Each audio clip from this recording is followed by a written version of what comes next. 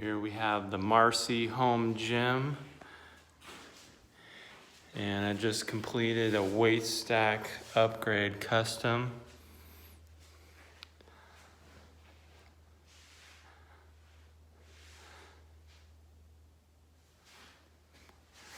So I got a weight stack off another machine.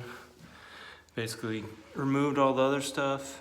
Had to hook up this pulley right here, secure it.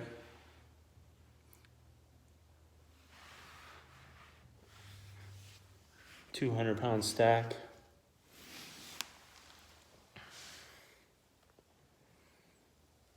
All the cables are still in the same spots.